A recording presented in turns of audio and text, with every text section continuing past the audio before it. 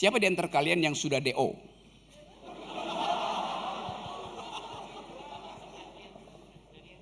Kenapa takut ngaku? Malu. Siapa di antara kalian yang merencanakan untuk DO semester ini? Oke, good. 1, 2, 3, 4. Oke. Follow saya ya. Karena saya 4 kali DO dari kuliah.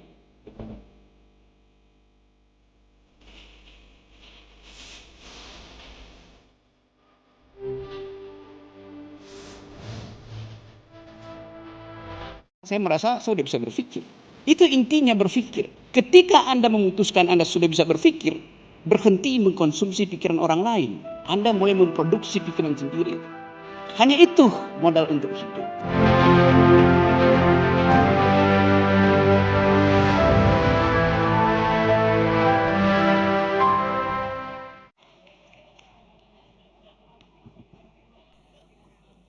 Tangga yang paling lebar ini, itu tangganya sempit. Itu.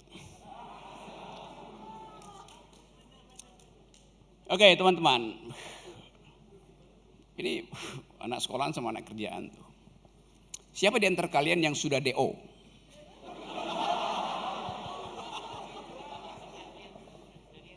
Kenapa takut ngaku? Malu. Siapa di antara kalian yang merencanakan untuk DO semester ini? Oke, good. 1, 2, 3, 4. Oke. Follow saya ya. Karena saya 4 kali DO dari kuliah. Saya mendeokan fakultas saya, bukan saya yang dideokan. Karena saya merasa saya sudah bisa berpikir. Itu intinya berpikir. Ketika Anda memutuskan Anda sudah bisa berpikir, berhenti mengkonsumsi pikiran orang lain. Anda mulai memproduksi pikiran sendiri. Hanya itu modal untuk hidup tuh. Dan modal itu akan kita pakai kemanapun kita pergi itu. Tadi saya duduk di belakang, panitia datang. Panitia tanya, "Pak Rocky udah makan?" Saya bilang, "Saya belum makan."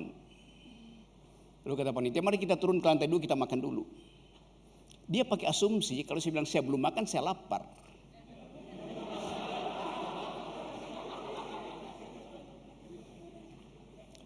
Padahal belum makan artinya saya kenyang. Kan saya bilang saya belum makan artinya saya masih kenyang.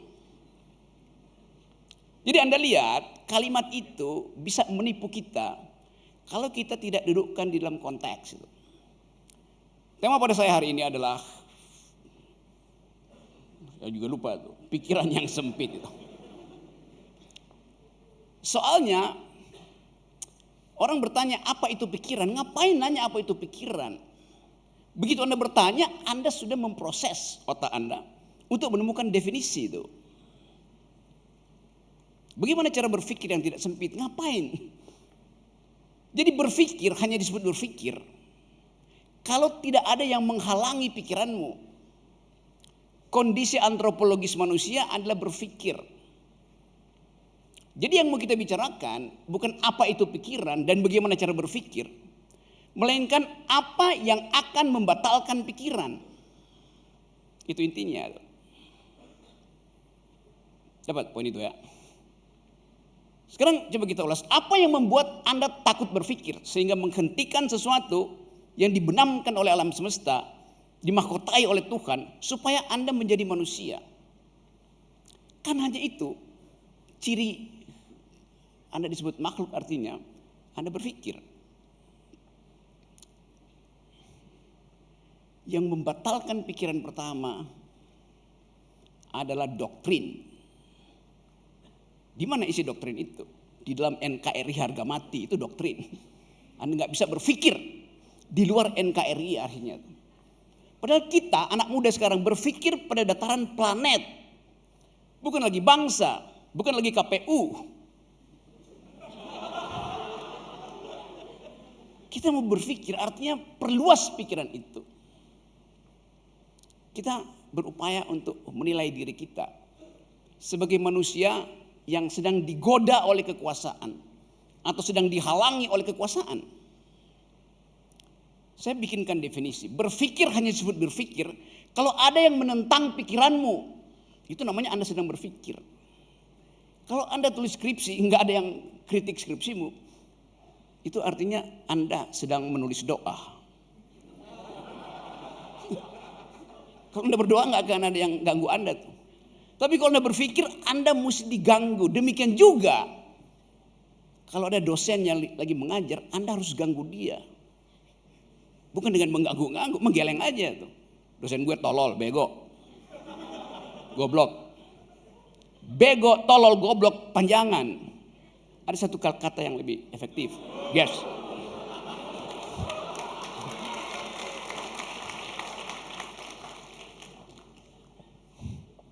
Jadi hidup itu adalah berpikir dan mengundang orang untuk mengganggu pikiranmu. Ada seseorang di negeri ini yang sudah 9 tahun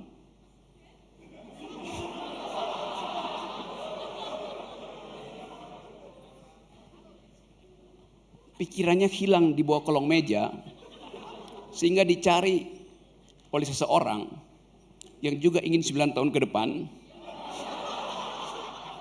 melanjutkan si orang pertama. Gak ketemu pikirannya. Kita kehilangan suasana berpikir. Itu yang menyebabkan kita cemas dengan masa depan itu.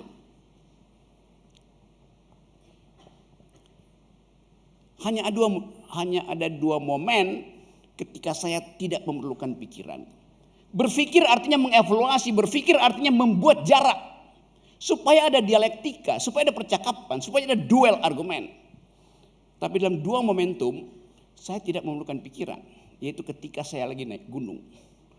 Ketika saya ada di gunung es, ketinggian 6.500 di Himalaya, saya nggak memerlukan pikiran. Karena saya mau menikmati sesuatu yang tidak pernah saya pikirkan. Semua yang tidak pernah Anda pikirkan, jangan Anda bantah. Anda hanya membantah sesuatu yang pernah Anda pikirkan. Jadi setiap momentum tadi Kang Awan bilang, moment of truth itu adalah momen ketika Anda menemukan sesuatu yang belum pernah Anda bayangkan. Anda nikmati aja. Nanti momen berikutnya Anda lihat bahwa dia sebetulnya sedang melawan Anda. Lalu Anda lakukan analisis kan. Pengetahuan juga begitu tumbuhnya.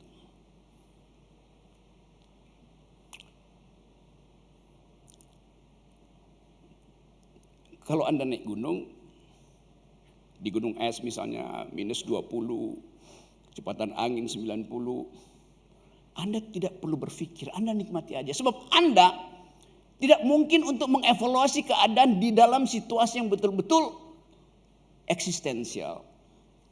Anda salah melangkah, Anda jatuh ke jurang, 3.000 meter jurangnya. Kalau Anda ada di Himalaya. Jadi nikmati aja tuh, biarkan insting Anda bekerja tuh. Tentu Anda punya peralatan altimeter, barometer segala macam. Tapi itu hanya peralatan. Kenikmatan Anda adalah mengalami secara eksistensial kebebasan Anda.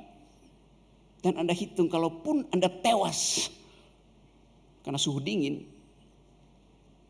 itu kebahagiaan Anda. Dasarnya itu. Jangan ada jarak dengan pengalaman otentik Anda. Jangan ada jarak. Tadi sebelumnya temanya apa?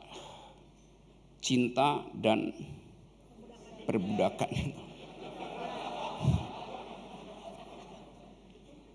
Relasi cinta itu memang relasi perbudakan. Tidak ada cinta subjek dengan subjek, artinya Anda berkelahi. Seseorang harus jadi objek dalam beberapa detik supaya pasanganmu bisa jadi subjek. Jadi yang terangkan sama si Raditya semua itu dungu, salah.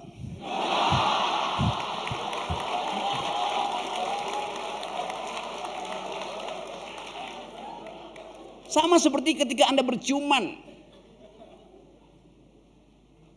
Tidak mungkin Anda mencium, dia mencium Anda. Gak ada nikmatnya. Mesti seseorang pasif, yang satu aktif, gantian gitu namanya berciuman.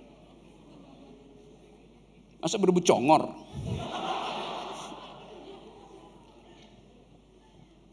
Jadi banyak hal yang kalau kita pikirkan timbul kontradiksi. Nah sebetulnya begitu timbul kontradiksi, disitulah kita nikmati pikiran. Begitu timbul dialektika, begitu timbul pertengkaran, di situ kita nikmati pikiran. Jadi kita menikmati pikiran kalau dia menimbulkan kerusuhan.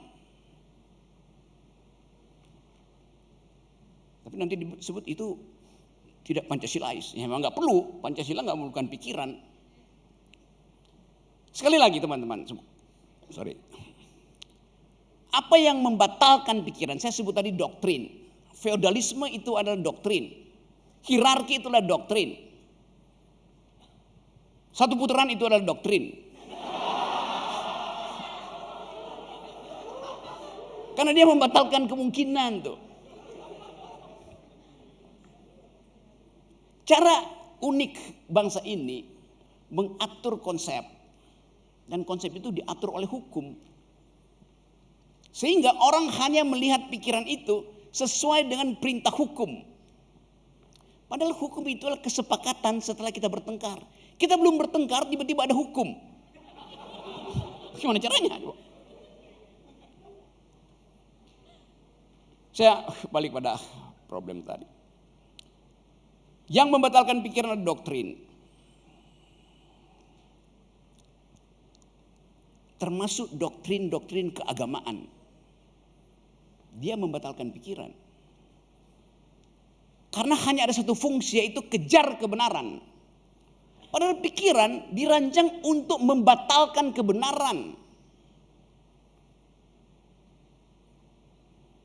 Tadi saya masih sampai di sini lihat Maya Hasan kasih ceramah itu. Saya ada Maya, ada pulang. Harpa itu bagian yang otentik di dalam sejarah peradaban. Karena dia memadukan antara keindahan bentuknya itu, ada leher harpa itu. Dan bagi saya dia hanya kita sebut harpa kalau dimainkan oleh seorang perempuan. Lalu orang bilang Rocky Gerung bias gender. Memang. Karena buat saya harpa itu, itu fasilitas untuk mengingatkan kita kerinduan pada sesuatu yang bukan kita. Karena saya laki-laki maka saya merindukan pemain harpa itu perempuan itu. Pikiran saya didesain oleh keinginan yang tidak masuk akal. Tapi itu dasar dari alam begitu. Karena Maya Hasan tadi tampil dan kenangan kita tentang Maya Hasan adalah harpa. Saya lagi nikmati lagu-lagu dari Sona Jorbate, seorang perempuan Gambia yang memainkan harpa nenek moyangnya yang namanya kora. Ada kegembiraan di situ, tapi ada juga sinisisme terhadap keadaan tuh.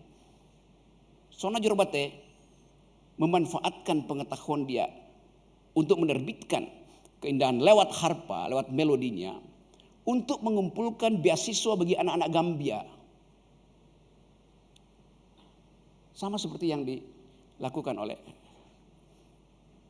Kang Maman tadi itu, mengumpulkan buku hanya untuk membagi pengetahuan. Jadi kita bisa katakan bahwa musik adalah pikiran yang diasuh oleh peradaban untuk dibagikan pada semua orang.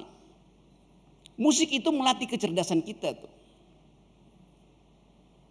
Kecuali musik yang baru dibuat oleh Andi Wijayanto. Yang judulnya, ada judulnya tuh, Anda belum lihat ya? Jangan pilih anak Jokowi. Itu lagunya begitu, saya baru dapat.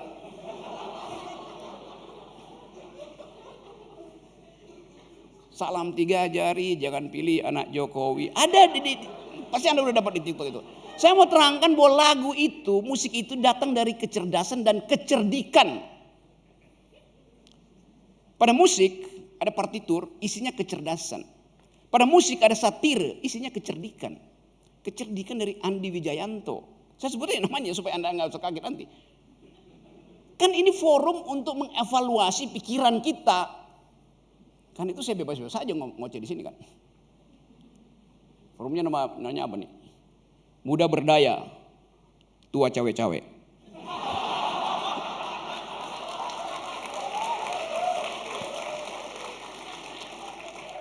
Saya balik pada tema tadi. Saya terangkan tadi bahwa yang mesti kita pikirkan apa yang membatalkan pikiran, apa yang menghalangi pikiran. Bukan definisi tentang pikiran. Anda bisa cari macam-macam definisi. Tapi yang penting adalah Anda sendiri mulai mengenali apa yang membatasi Anda berpikir. Apa yang menghalangi Anda berpikir. Saya terangkan tadi satu, yaitu doktrin. Dan doktrin yang paling berbahaya adalah doktrin yang diucapkan dengan fasilitas kekuasaan.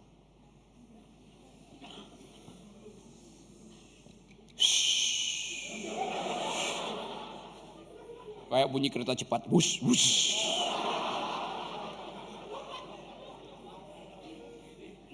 Kereta cepat yang balikin modalnya lama. Saya balik tadi pada tema. Selalu harus balik pada tema supaya nggak kena delik.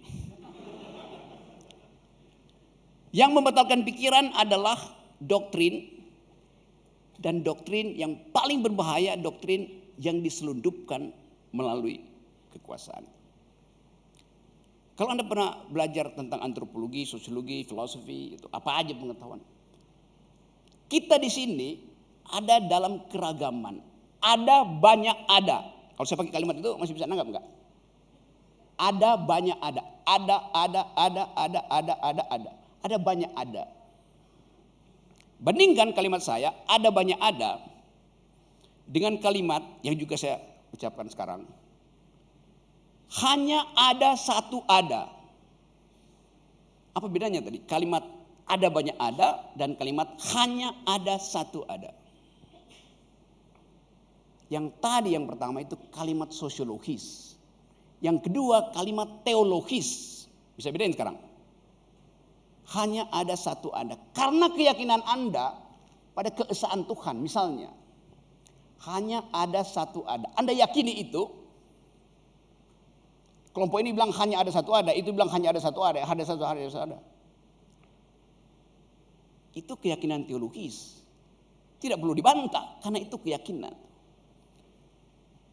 Ada banyak ada. Itu adalah gejala sosiologis. Hanya ada satu ada. Itu adalah prinsip teologis. Saya kasih kalimat ketiga. Hanya boleh ada satu ada. Itu kalimat kekuasaan. Yang menghalangi kita adalah kalimat-kalimat kekuasaan. Hanya boleh ada satu ada. NKRI harga mati, satu putaran. Semua itu kalimat kekuasaan. Jadi pikiran kita terhalang oleh kalimat kekuasaan. Itu soalnya. Bagaimana cara kita berupaya untuk menentang monopoli kebenaran melalui versi hanya boleh ada satu ada. Kita bisa terangkan itu dengan menganulir di dalam pikiran. Namanya proses nihilisasi. Menihilkan.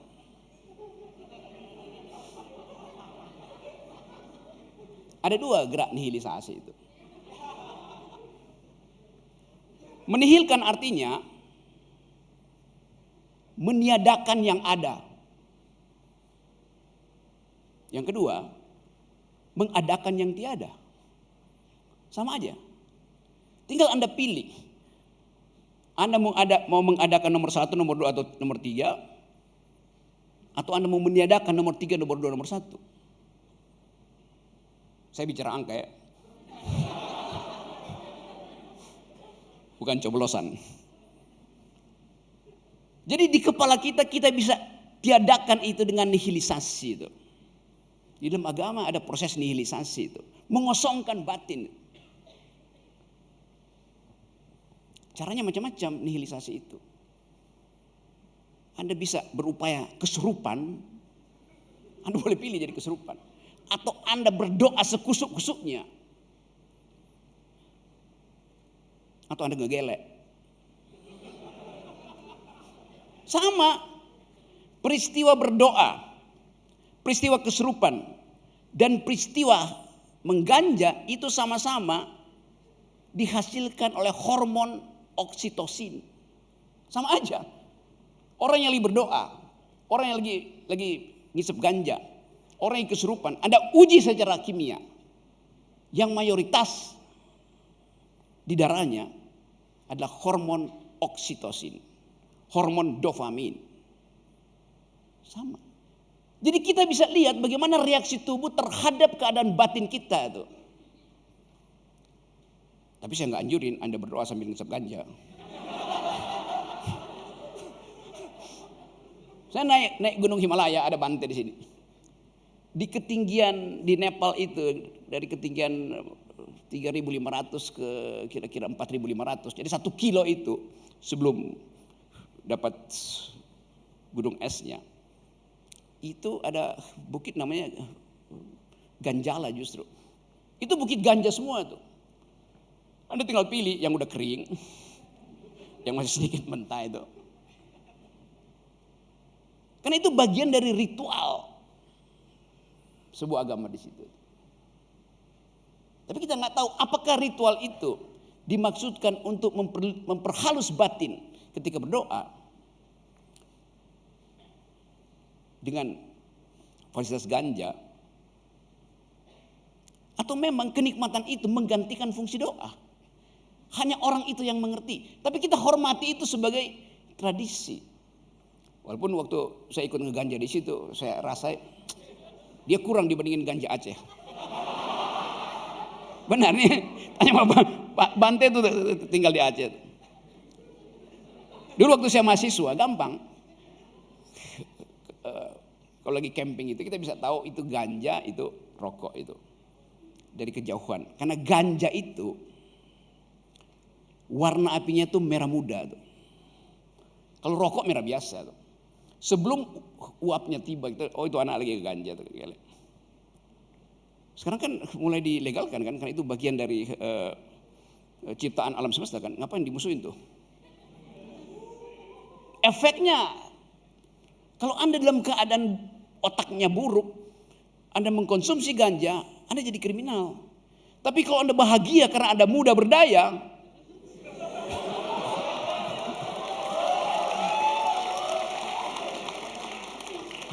lanjutkan kalimatnya. Jadi sekali lagi, ada sebuah generasi yang dijatuhkan dari langit hari ini, yang tidak mau kemana-mana, karena kiri kanan penuh dengan ranjau. Durasi 3 menit lagi tuh. Udah kayak debat KPU. Tulisannya. Ini generasi yang memilih untuk hibernasi. Karena Anda merasa musim dingin politik tidak berguna untuk menghasilkan energi. Mending hibernasi aja. Kita semua lagi hibernasi menunggu 14 Februari 2024. Karena kita nggak tahu yang kita sebut sebagai kemerdekaan berpikir mungkin akan jadi sangat sempit ketika data-data awal quick count mulai meragukan kita. Ya, kita menduga itu. Jadi teman-teman, pastikan bahwa pertemuan semacam ini yang diinisiasi oleh Festival Muda Berdaya dengan sponsor Pepsodent segala macam tadi juga bisa membuat pikiran kita tersenyum. Dan pikiran yang tersenyum lebih jujur dari gigi yang tersenyum itu.